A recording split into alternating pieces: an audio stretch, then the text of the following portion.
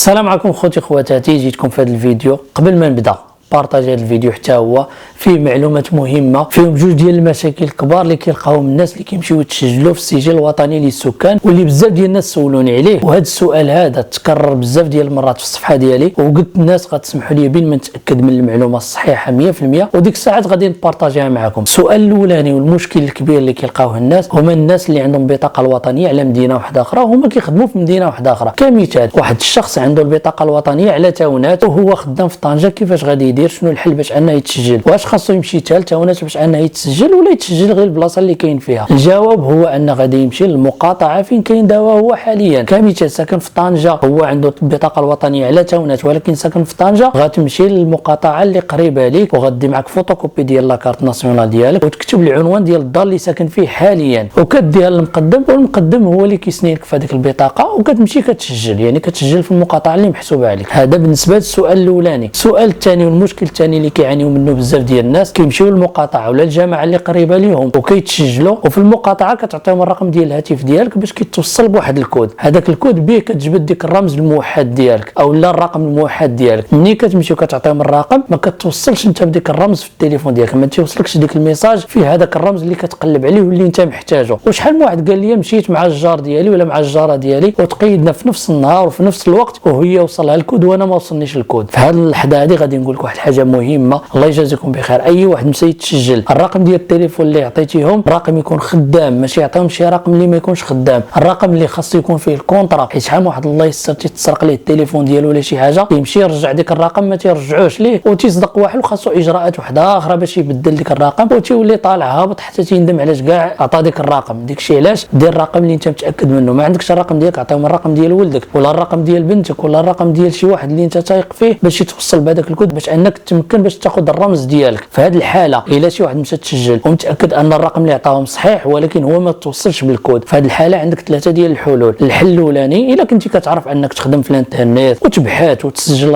راسك كتدخل الموقع الالكتروني ديال السجل الوطني للسكان، وكتمشي لواحد الخانه سميتها الخدمات، ومن مورا ديك الخانه ديال الخدمات كتمشي لواحد الخانه سميتها استعاده المعرف الرقمي. كيعطيوك تدخل واحد الرقم ديال رقم الايداع. داك رقم الايداع فين كاين؟ هو منين كتمشي للمقاطعه وكتسجل كيعطيوك واحد الورقه، هذيك الورقه ديك الرقم الايداع تيكون مكتوب لتحت. هذاك الرقم هو اللي كتدخلو في هذاك استعاده المعرف الرقمي. ديك الساعات كيوصلك ميساج للتليفون فيه واحد الكود، كتشد هذاك الكود كتدخلو. منين كتدخلو كتوصل بالرقم الوطني الموحد ديالك. الا ما عرفتيش دير هذا الشيء كامل، الحل الثاني اللي كاين هو كتمشي لشي مكتبه اللي قريبه لك ولا سيبر اللي قريب لك، كدي هذيك الورقه اللي عطاوك المقاطعه. ملي مشيتي تسجلتي عطاوك واحد الورقه، هذيك الورقه كديها للمكتبه وكدي معاك التليفون ديالك، يعني الرقم اللي عطيتيهم في المقاطعه كدي هذاك التليفون كامل كدير مول المكتبه. علاش؟ لان مول المكتبه ملي تيدخلوا كيقيدك كيوصل لك الكود في التليفون ديالك، وهذاك الكود خاصك تعاود تعطيه لمول المكتبه باش يقدر يخرج لك الرقم الموحد ديالك. الحل الثالث الا كاين، الا ماشي في الاستطاعه ديالك انك تمشي للمكتبه ولا السيبر، ما فيها باش غتصيفط لي هذيك الورقه اللي عطاوك في المقاطعه، غتصيفطها لي في الخاص. ادخل عندي الفيسبوك وتصيفط لي في الخاص هذيك الورقه اللي تسجلتي بها، وانا مساعده مني المتتبعين ديالي الصفحه ولا المتتبعين ديالي في القناه غادي نجبد لكم هذاك الكود ونعاود نصيفطه لك.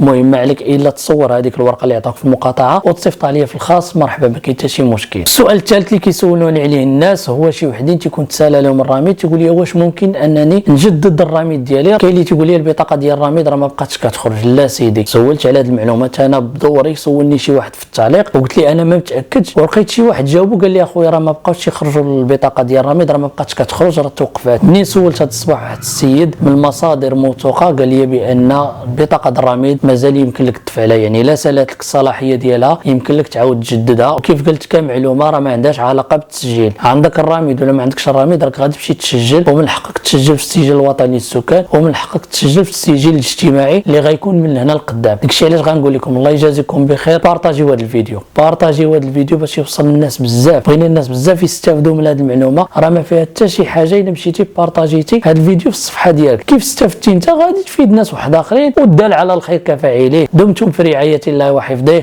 ونتلاقاو في فيديو جديد.